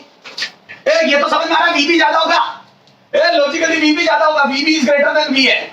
क्यों? क्योंकि लिक्विड राइट वाले में एक्सेलरेट हुआ है, क्योंकि एरिया कम हुआ है। इक्वेशन ऑफ कंटिन्यूटी से जितना लिक्विड एंटर करेगा उतना निकलेगा। तो मैं बोलूं यहाँ पर स्पीड ज्यादा होने के सवाल कोई चांस नहीं है, वीबी ज्यादा। अब मैं बोलूं यूजिंग बर्नौली थ्योरम क्या होती है बच्चों? हर जगह का पी। तो मैं बोलूं दोनों जगह का पी अलग अलग होगा। ए पी ए, इधर आएगा पी बी। बोलो अच्छा, plus rho A half rho V square, यहां लिख रहा हूं P A plus half rho V at A का स्क्वायर। मैं बोलूं इसको वी लिख रहा हूं, ए वी दिया हुआ है देखो। और मैं बोलूं यहां पे डबल स्पीड हो जाएगी, इक्वेशन ऑफ कंटिन्यूटी से। ए वन वी वन बराबर A two A into V is equal to A into V B. तो बोलूं वी बी बराबर ट्वाइस ऑफ वी ए। बोलो, क्योंकि एरिया आधा हो गया, देखो एरिया आधा हो गया, स्पीड डबल होगी तो बी पॉइंट पर स्पीड डबल होगी। तो यूं ही बोल दो ना यार, एरिया जितना छोटा होता जाता है स्पीड बढ़ती जाती है, इक्वेशन ऑफ कंटिन्यूटी से बोलो। Yes, sir. हाँ, तो मैं बोल दूं ए इधर और प्लस रो जी एच। अगर इसी को रेफरेंस लेवल मान लूं, ए ग्रेविटेशनल पोटेंशियल एनर्जी यहीं पे जीरो मान लूं, हॉरिजॉन्टल लाइन पे तो दोनों जगह जीरो होगी। तो बोलो इधर भी जीरो, यहाँ पे pressure P B plus half rho, और मैं बोल दूं स्पीड 2v लिख दिया। ए स्पीड सीधी 2v लिख दी। सही बात है सर, वहां पे स्पीड डबल ही तो होगी, क्योंकि v पर एरिया आधा हो गया तो स्पीड डबल होगी इक्वेशन ऑफ कंटिन्यूटी से। तो मैंने यहाँ v लिख दी और वहां 2v लिख दी। ओके, अब मेरे को चाहिए प्रेशर डिफरेंस, तो मैं बोल दूं P A minus P B. A का ज्यादा इसलिए पी ए पी बी को इधर ला रहा हूं। ए तूने ही तो कहा था ए का ज्यादा है सर, बिल्कुल ए का ज्यादा है, तभी तो लिक्विड एक्सेलरेट हुआ है। देखो बर्नौली भी यही बोल रही है। पहले मैंने मैकेनिक्स से समझाया कि लिक्विड का फ्लो एक्सेलरेट हुआ तो लेफ्ट का प्रेशर ज्यादा होगा, बर्नौली भी यही बोल रही है। देखो बर्नौली भी यही बोल रही है, दोनों जीरो। और इधर देखो काइनेटिक एनर्जी में इससे ये ज्यादा है, तो अगर काइनेटिक एनर्जी उसकी ज्यादा तो प्रेशर इसका ज्यादा होगा, तभी तो एक्सेलरेट हुआ। बच्चों काइनेटिक एनर्जी बढ़ाई किसने है? तो बेसिकली ये मैकेनिक्स से वर्क डन हो रहा है, वर्क डन। लेफ्ट साइड का प्रेशर बढ़ा के वर्क डन करा। इधर मोटर लगानी पड़ेगी अगर इस लिक्विड को चलाना है तो, इस ट्यूब में से लिक्विड को चलाना है तो मोटर लगा के प्रेशर डिफरेंस क्रिएट करना पड़ेगा।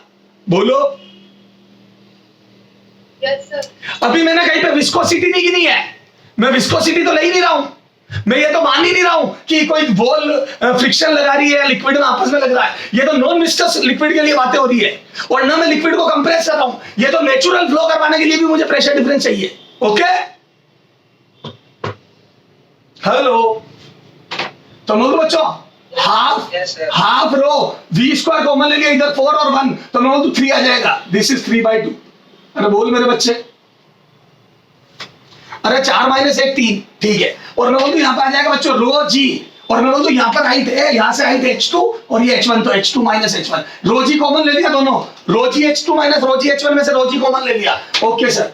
और मैं बोलूं अच्छा चाहो तो यहाँ वीपी वीए से भी कर सकता हूँ, अगर आप चाहते हो वीपी वीए की वैल्यू नहीं रखूं सर, एग्जाम में जो एरिया देगा उस हिसाब से मैं निकाल लूंगा। और कोई जनरलाइज सॉल्यूशन भी करना चाहता है तो उसके 1/2 VB square minus VA square आ जाएगा। ए बी पे स्पीड ज्यादा होगी और प्रेशर ए पे ज्यादा होगा। ए जहां स्पीड ज्यादा होगी वहां प्रेशर कम होगा, ए जहां स्पीड ज्यादा होती है वहां प्रेशर कम होता है, तभी तो एक्सेलरेट हुआ है। तो जहां स्पीड लिक्विड की ज्यादा होती है जिधर जाने से उधर प्रेशर घट रहा होता है, तभी तो लिक्विड एक्सेलरेट हो गया था भू करता हुआ। बोलो। तो बोलो बच्चों, ए रो से रो कैंसिल। बच्चों जिधर स्पीड ज्यादा होती है उधर प्रेशर कम होता है, तभी तो लिक्विड एक्सेलरेट हो पाया है। तो बोल दो यहां से height difference del H, A height difference del H is equal to बच्चों 1/2g। ए 1/2g रो तो कट गया, vb square minus va square. तो बोल दो va A vb square minus va square upon 2g। मैं कह रहा हूं रटो मत, आप तो बेसिक समझो, आप तो ये समझो मैंने किया क्या है। खत्म। Yes, sir. हेलो। तो ये ना मैंने वी ए वी बी कर दिया, बस A V A V B से कर देंगे। तो ये हटा दो, ए ये निकाल लूंगा मैं जब जरूरत पड़ेगी। अभी मैंने वी और वी बी से ही कर दिया, इन जनरल सॉल्यूशन कर दिया, कोई एरिया में रिलेशन नहीं दिखा। बस जो एग्जाम में देगा उस हिसाब से वेलोसिटी आ जाएगी। एरिया 1/3 देगा तो स्पीड 3 टाइम्स आ जाएगी, उस समय की उस समय देखेंगे। तेरे को समझ में आ गया, हाइट डिफरेंस आएगा। बेसिकली जहां एरिया ज्यादा होता है, जहां पर स्पीड की लिक्विड की स्पीड कम होती है वहां प्रेशर ज्यादा होता है, और जिधर लिक्विड की स्पीड ज्यादा होती है, यूं समझो आप, तो जहां लिक्विड की स्पीड ज्यादा वहां प्रेशर कम होगा, तभी तो एक्सेलरेट हो पाया है। प्रेशर कम हुआ है वहां आने पर, तभी तो एक्सेलरेट हो गया है। हेलो। Yes, sir. चलो अब इसकी एप्लीकेशन देखते हैं। ये बात मैंने क्यों पढ़ाई, इसको नोट वोट मत करो बच्चों, तुम्हारे अंदर समझ होनी चाहिए। हर चीज को नोट थोड़ी करते फिरोगे, ये समझ होनी चाहिए कि हाँ यार हॉरिजॉन्टल लेवल पे ग्रेविटी तो कुछ करनी नहीं है। अगर लिक्विड की स्पीड बढ़ी है तो इसका मतलब प्रेशर डिफरेंस रहा होगा, किसी ने मोटर चलाई होगी और प्रेशर का अंतर क्रिएट किया होगा। और एटमॉस्फेयर में कई बार ऐसा नेचुरली हो जाता है। तो पानी में अगर ऐसा नेचुरली होता है, अचानक से कहीं का पानी का प्रेशर, पानी में अचानक से कभी प्रेशर घट जाता तो सुनामी आती है, बवंडर बनते हैं। और अगर हवा में ऐसा हो जाता तो तूफान आते हैं, आंधी तूफान चलते हैं। बोलो, ये सब प्रेशर वेरिएशन का कमाल है। कमाल तो क्या तबाही है, बोलो। हेलो, देखो वो मच्छर मारने की दवाई देख, वो भी इसी टाइप का बना होता है, याद है? आगे से पतली होती है जहां से मच्छर का स्प्रे करते। बोलो, नोजल से स्प्रे होता है, थोड़ा बहुत सुना होगा कभी, या देखा होगा ऐसा, या कभी नहीं देखा जिंदगी में? हेलो बच्चों, मच्छर मारने का एक पंप होता है, उससे दवाइयों का छिड़काव किया जाता है। तो सुनना, उसमें देखो, उसमें क्या होता है पता है? इधर देखो, इस टाइप से एक ट्यूब बना दी जाती है नीचे, उसमें लिक्विड भर दिया जाता है, उसमें वो मच्छर मारने की दवाई। अंदर एयर है, हवा को धक्का दे रहा हूं मैं, पंप होता है ना, साइकिल में हवा भरने का वैसा पंप है, और यहां से स्प्रे हो सकता है, और यहां पे मच्छर मारने की दवाई भरती है। अभी ये चुपचाप ऐसी है दवाई। अच्छा बता, अब यहां से मैं जोर से मैं जोर से धक्का दूंगा इसको, पता क्या होगा? यहां से एयर को ब्लो करवाऊंगा तो पता क्या होगा? मैं बोलूं जब एयर जाएगी तो एयर की स्पीड ए पे ज्यादा होगी या बी पे? बोलो, एयर की स्पीड ए और बी में से कहां ज्यादा होगी? बी पे। बी पे। मेरा बच्चा इंटेलिजेंट हो गया है, हाँ बिल्कुल सही कह रहे हो। मैं बोलूं जो ए पर स्पीड होगी उससे बी पे ज्यादा होगी। हेलो, बिल्कुल सही कह रहे हो। अच्छा, बी पे स्पीड ज्यादा होगी बच्चों, तो बता प्रेशर बढ़ेगा या घटेगा? हॉरिजॉन्टल लेवल सेम है, ग्रेविटी का कोई असर नहीं है, दोनों का हॉरिजॉन्टल लेवल सेम है, ग्रेविटी 0 आएगा, रोजी है 0 आएगा। तो बता ए और बी में से प्रेशर कहां ज्यादा होगा? तो वो तो स्पीड बढ़ी है तो प्रेशर कम हुआ होगा, तभी तो स्पीड बढ़ी है। स्पीड बढ़ी कैसे? एक्सेलरेट हुआ ए, तो वो तो प्रेशर घट गया वहां पर। Yes sir. Hello, yes sir. तो बता, यहां प्रेशर कम हो गया, तो बता दबाव यहां से ज्यादा लग रहा होगा या यहां से? कौन सा दबाव जीतेगा? दबाव दोनों जगह से लग रहा है, बता जीतेगा कौन? तो ए वाला।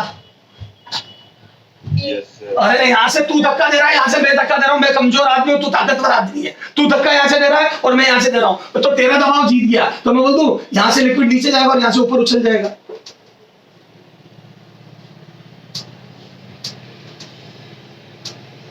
ऐसे लिक्विड आता है और स्प्रे होता है। हेलो हेलो, मेरे बच्चे समझ में आ गया बर्नूली की एप्लीकेशन? एकदम से एयर को ब्लो करवा के हम प्रेशर कम क्रिएट करवा देते हैं आगे, तो आगे वो लिक्विड ऊपर उठ जाता है, प्रेशर कम होने की वजह से इधर से दबाव ज्यादा पड़ता है। तो एयर को जब धक्का दूंगा तो एयर रास्ता ढूंढेगी, तो कभी यूं जाएगी हाई प्रेशर से लो प्रेशर की तरफ, कभी यूं जाएगी, कभी इसमें से होती हुई जाएगी, और इसमें से होती हुई जाएगी, तो यहां से धक्का देगी, इधर से ऊपर उछालेगी इसको। अब समझ में आया? और आनंद आया क्या? Very good, okay. हेलो, चलो सर बहुत अच्छे से समझ में आ गया है, तो हटा दो। Yes sir. हाँ, अब मेरे बच्चे सुन, ये तो वेंचुरी मीटर हो गया, ओके। कैसे स्प्रे होता है समझ में आ गया बच्चों? अच्छा अच्छा, और देख बच्चे, मैं तेरे सामने 2-4 ट्यूब बना रहा हूं, या एक ही बना देता हूं। चलो, ये एक पूरी यूनिफॉर्म ट्यूब है, इसमें लिक्विड फ्लो कर रहा है, कंटिन्यूअस फ्लो है, ये फ्लो मेंटेन्ड है। अच्छा बता, ये पूरी यूनिफॉर्म ट्यूब है, यूनिफॉर्म। बता ए पॉइंट पे स्पीड ज्यादा होगी, बी पे, सी पे या डी पे? सी पे या डी पे या ई पे या एफ पे? बता लिक्विड की सबसे ज्यादा स्पीड कहां होगी? चलो बोलो, हाँ सबसे ज्यादा स्पीड कहां होगी लिक्विड की? है लिक्विड की मैक्सिमम स्पीड कहाँ होगी मेरे बच्चों?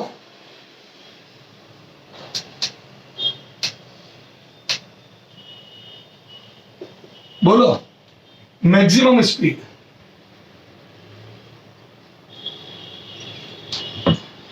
सब जगह सेम होगी बच्चों, सब जगह सेम। अगर लिक्विड कंटिन्यूअसली या स्ट्रीम लाइन फ्लो है तो सब जगह सेम होगी।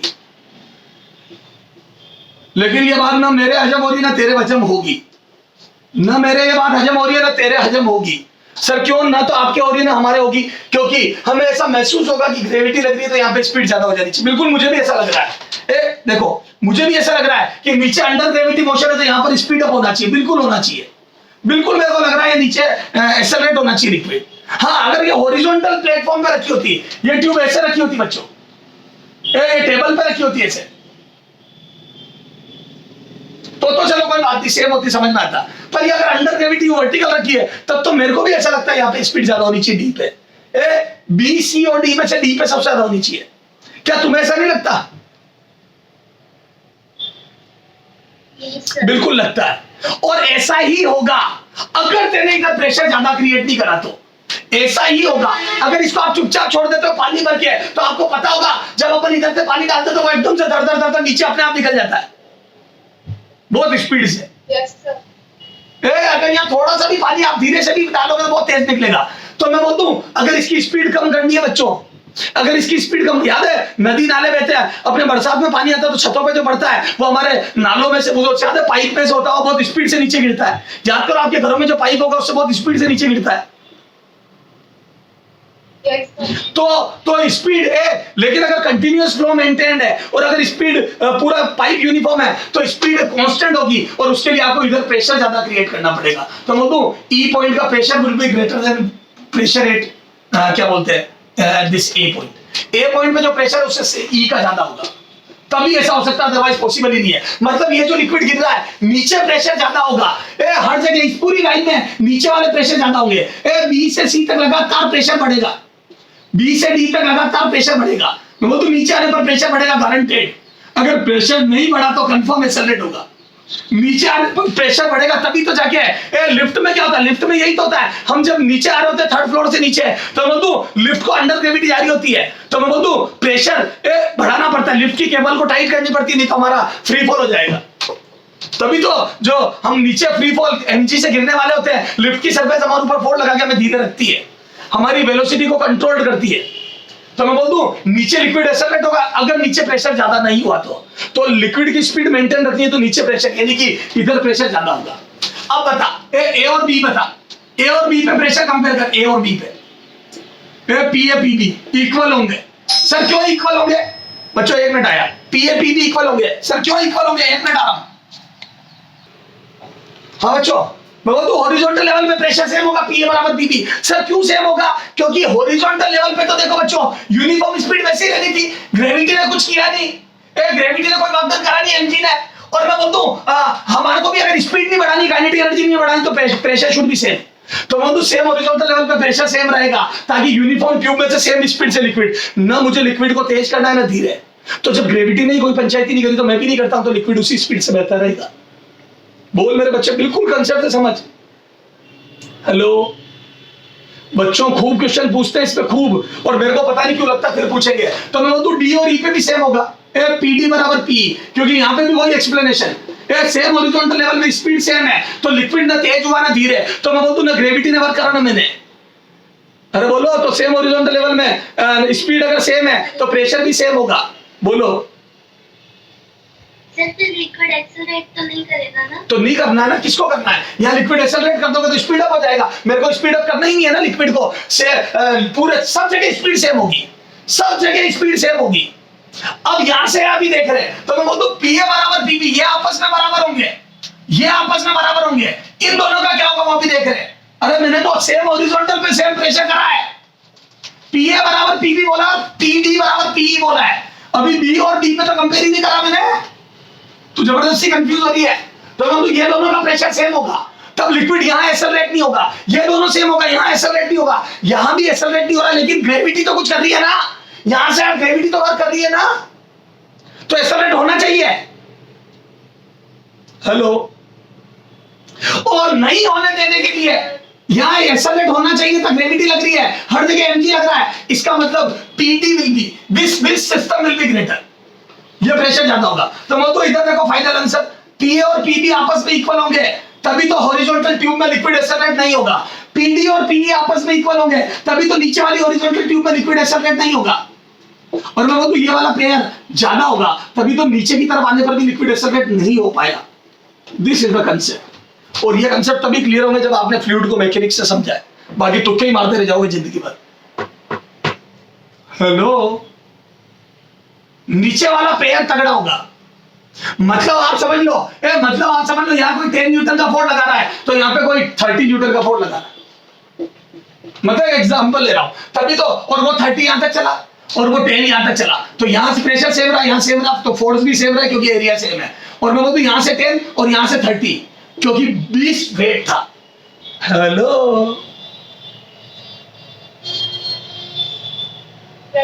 अरे बेटा बहुत लेवल की बातें बता दी मैंने तुम्हारे को, इतना कोई जेई में ही नहीं पढ़ा था। हाथ खड़े करो, कितने लोगों को ये समझ में आया कि नीचे वाले हॉरिजॉन्टल पे सेम, ऊपर वाले हॉरिजॉन्टल पे सेम, और नीचे वाला हॉरिजॉन्टल ऊपर वाले हॉरिजॉन्टल से तगड़ा होगा तो एमजी को काउंटर बैलेंस कर देगा। बच्चों इतना एक्सप्लेनेशन कोई जेई में नहीं दे रहा। ओके चलो हाथ नीचे करो और देखते हैं। अच्छा सुनो, देख मैं बोल दूं it is just like this. ये इस लिक्विड का फ्लो करना ठीक उसी प्रकार की बात है जैसे कंचे का इस ट्यूब में रोल करना। एक वाटर का कंचा, ये समझ लो एक बॉल है स्फेरिकल कंचा, उसको मैंने एक v स्पीड दे दी। मैं बोल दूं वो पहले तो v से ही चलेगा क्योंकि हॉरिजॉन्टल में कोई फोर्स नहीं लग रहा, ना हम लगा रहे ना ग्रेविटी लगा दी है। और फिर मैं बोल दूं कंचा यहां से यहां तेज होगा, जबरदस्त स्पीड हो जाएगी उसकी। क्यों? क्योंकि ग्रेविटी ने पंचायती कर ली, हमने तो नहीं करी, ग्रेविटी ने कर ली। हेलो, और मैं बोल दूं फिर वो इसी स्पीड से चलेगा v डैश से यहाँ पे। क्यों? क्योंकि यहाँ पे ना हम पंचायती कर रहे हैं ना ग्रेविटी। तो बोल दूं ऊपर v से चलेगा, नीचे v डैश से चलेगा, and v dash will be greater than v if we are not doing पंचायती। बट वी आर डूइंग पंचायती। सर क्या कर रहे हो आप? मैंने यहाँ पे यूं समझ लो कॉटन भर दिया, कुछ ऐसा भर दिया, मतलब या फिर यहाँ साइड में सरफेस पे कॉटन चिपका दी ताकि इसकी स्पीड बढ़ने नहीं थी, मैंने जितनी थी उतनी मेंटेन करी, मतलब मैंने एक तरीके से ऊपर की तरफ फ्रिक्शन फोर्स लगवा दिया। हेलो, मैंने बॉल्स को रफ कर दी, बॉल्स को रफ कर दी, तो समझ गए, मतलब मैंने यूं समझ लो नीचे की तरफ प्रेशर बढ़ा दिया। बस मैं यही कह रहा हूं, ये लिक्विड नीचे एक्सेलरेट होना चाहता था कंचे की तरह, पर मैंने नीचे की तरफ का फोर्स बढ़ा दिया, हर नीचे ऊपर से ज्यादा फोर्स कर दिया।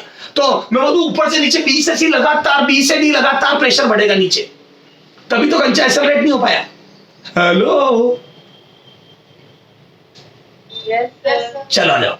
अच्छा बता, इधर देख, चलो सर समझ में आ गया। चलो यहाँ तक नोट करो, इसके आगे अगले टर्म पे बात करेंगे। अगले टर्म पे इसके आगे स्टार्ट करूंगा मैं, ये पढ़ूंगा, उसके बाद अपन देखेंगे तीन टप्पर कैसे उड़ जाते हैं तूफानों में, कैसे एरोप्लेन अपने आप को मेंटेन करता है हाइट पे। ओके, अगले टर्म पे बात करके, अब सुनो अगले टर्म पे थोड़ी लंबी क्लास लेके इसको भी खत्म कर दूंगा। ओके चलो बच्चों।